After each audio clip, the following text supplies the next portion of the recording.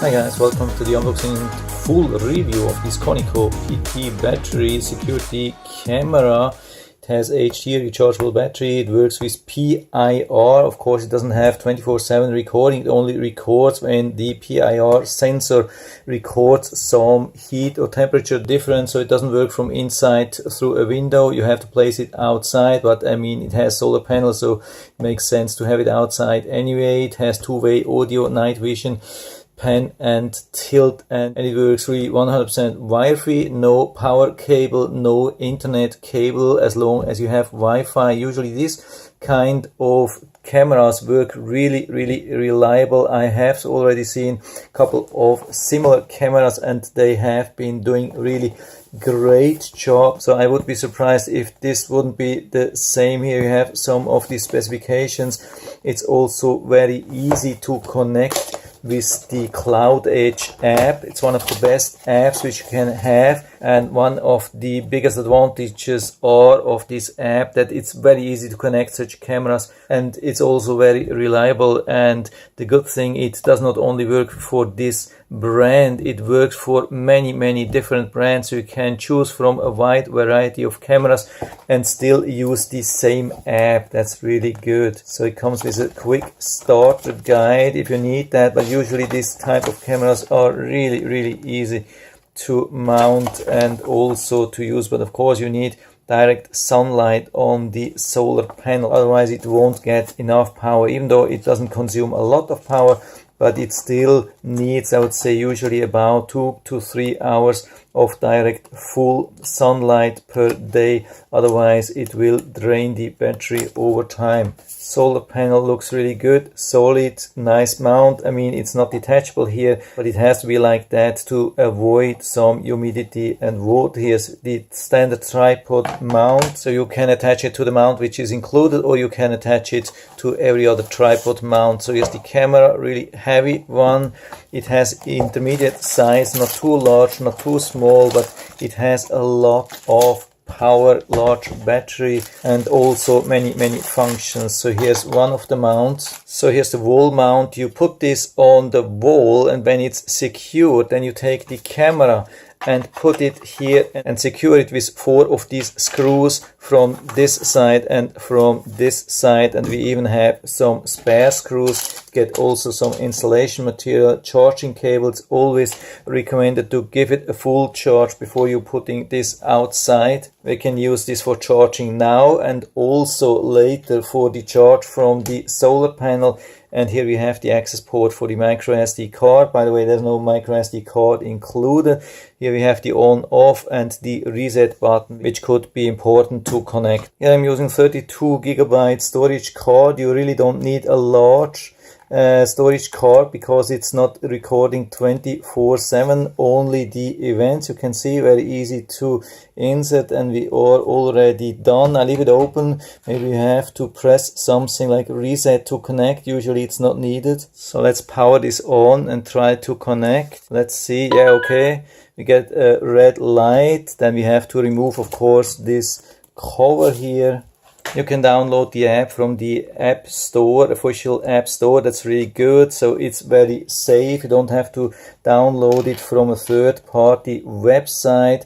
So here we go to the plus, and let's try to add this camera. We get a lot of instructions, so we go through the whole thing. What's really important here is that you have your phone connected to the same 2.4 GHz Wi-Fi network, which you are planning to use also for this camera. So that's the easiest way to connect, otherwise it could be difficult. So I've already entered the password here from my router, and now I have to hold the QR code in front of the camera in about maybe 20 centimeters distance, and I got already confirmation. Click on next, and then it will connect. You can see this is as easy as it gets.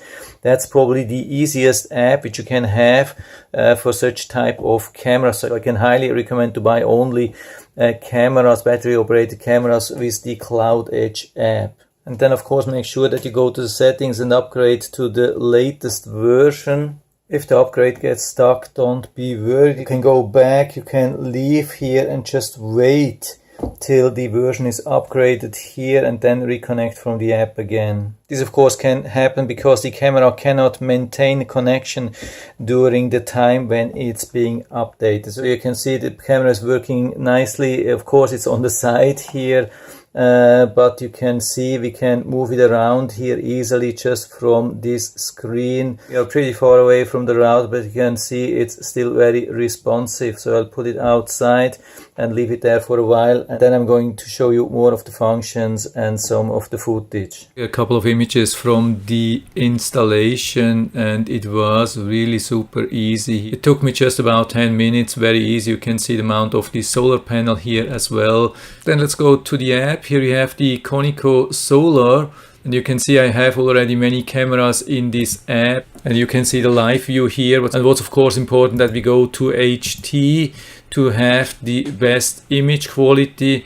Can see Wi-Fi 57%, even though it's only 57%, it has really good stable communication. I mean, I'm outside of the home, it's pretty far away from the router, signal has to cross a couple of thick walls, even concrete wall, and you can see the signal is pretty stable. Here I can make screenshots directly from here, use the intercom for dual communication, or record directly from here a small video if I find something, activate motion detection, use PTC as an overlay here, but I can also use it directly in the image. Let's try to make the picture larger, and you can see how nice the quality is. So I have all the functions here, or most of the functions here directly, and I can move it around here just using my cursor. By the way, I'm using BlueStacks here on my PC, so I can also use or access the footage here on my PC. It's really nice. So I can move around the camera from left to right and right to left, 355 degrees. Usually works really smooth. Of course, when it's moving around, the quality is a little bit reduced, but as soon as we stop moving, we can see the nice quality. It's really good. We have even some decent dynamic range. You can see the nice blue sky, everything nice and clear, but we can also go down, of course. You can see the tree here, or up.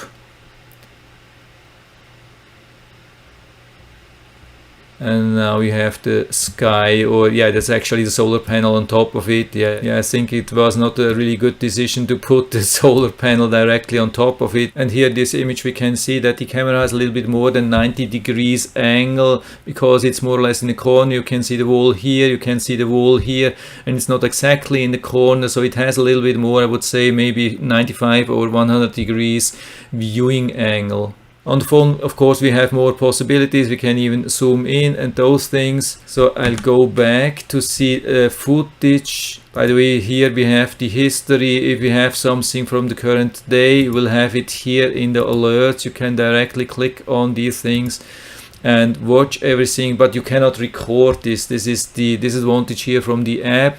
So let's go back to the live view and then click on the history. If you want to record something, if you need some footage, like pre-recorded footage, if there was something last night or last day or something like that, don't click on the alert, click on the calendar. You can go back here in the timeline, click on any date. I mean, usually this storage should last for a very long time. You will probably even find some footage from last month or so. And then we have the whole day. You can see that here we can expand and shrink this thing, and we have everything here. I have found something for you which I wanted to show you. Here we go. I think that's the next recording, and you can see that here. Yeah, it's pretty impressive. When I was still very far away, it started already recording, and also when I was coming from the back. So usually this camera, or the PIR sensor from this camera, is very responsive.